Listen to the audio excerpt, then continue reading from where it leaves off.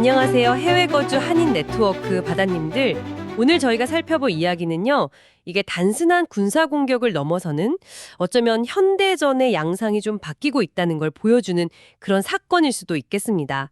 바로 우크라이나가 러시아 영토 아주 깊숙한 곳에 있는 공군기지들을 대규모 드론으로 공격했다는 소식인데요. 저희가 BBC, NPR, 또 알자지라 같은 여러 외신 보도랑 우크라이나와 러시아 양측 발표 내용을 좀 종합적으로 검토해봤습니다. 자, 이 복잡한 상황의 핵심 정보 그리고 그 의미까지 저희가 바다님들이 쉽게 파악하실 수 있도록 한번 자세히 풀어보겠습니다. 자, 그럼 바로 시작해볼까요?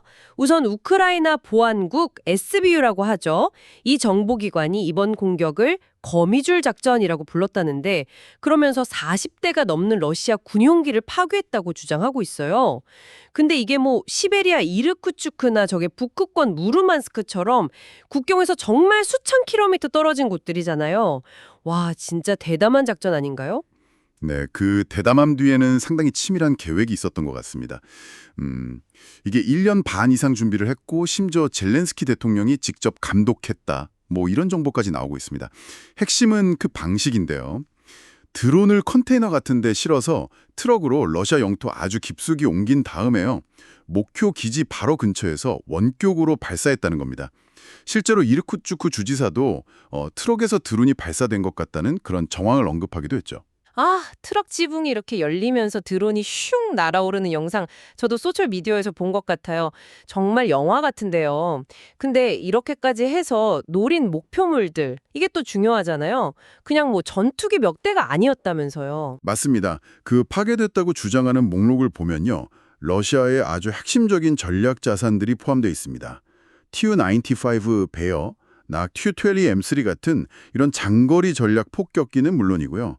특히 중요한 건 A5G로 조기 경보 통제기입니다.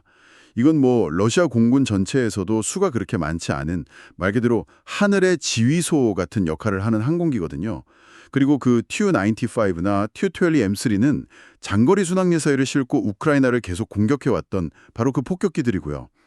우크라이나 측이 피해액을 뭐 최대 70억 달러다 이렇게 추산하는데 물론 이건 검증이 좀 필요하겠지만 어쨌든 러시아의 전략적인 타격 능력을 좀 무력화하겠다 이런 의도는 아주 명확해 보입니다. 아, 근데 러시아 측 주장은 완전히 다르잖아요. 공격 시도 자체가 있었던 건 인정하는데 뭐 전부 다 격퇴했다 이렇게 발표했는데요. 그렇습니다. 러시아 국방부는 공식적으로 5개 지역 공군 기지에 대한 테러 공격 시도가 있었고 이걸 모두 저지했다 이렇게 밝혔습니다. 다만 여기서 좀 주목해야 할 점이 있어요. 기지 바로 인근에서 발사된 그 FPV 드론, 그러니까 1인칭 시점으로 조종하는 소형 드론 때문에 항공기 몇 대에 화재가 발생했다는 점은 또 인정을 했거든요. 아, 그 점이 흥미롭네요.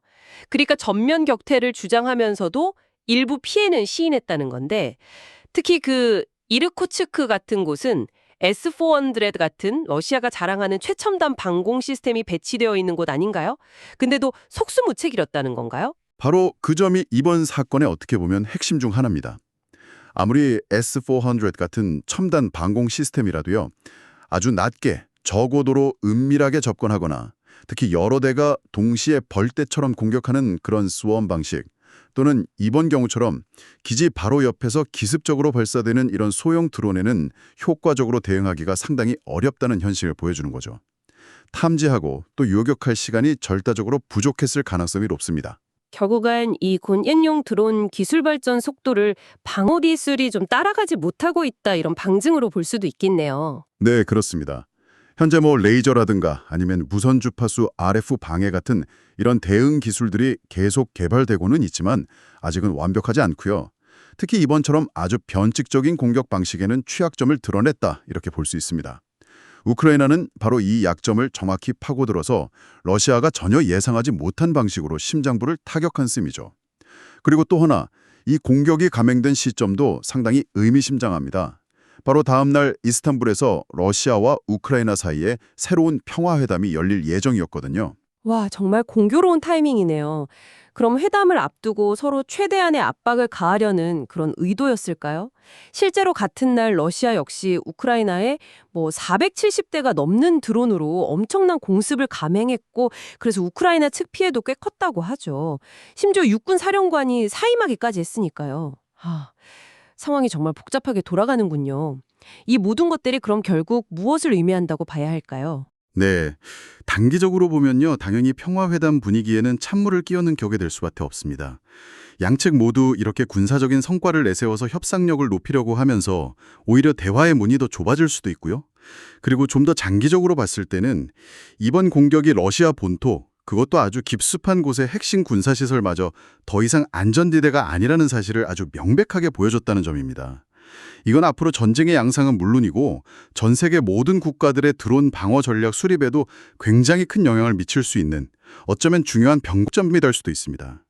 러시아로서는 이 본토 방어라는 아주 심각한 숙제를 안게 된 셈이죠. 네, 오늘은 우크라이나에 정말 대담했던 장거리 드론 공격, 그리고 그 배경과 여러 측면에서의 의미까지 좀 깊이 있게 이야기 나눠봤습니다. 바다님들께서는 이 사건에서 어떤 점이 가장 눈에 띄셨나요? 과연 이번 공격이 단순히 군사시설 몇 곳을 파괴한 것을 넘어서 이 전쟁의 전체적인 흐름 자체를 바꿀 만한 그런 게임 체인저가 될 가능성이 있을까요? 바다님들도 한번 같이 생각해 보시면 좋겠습니다. 바다님들 구독과 좋아요를 부탁드려요.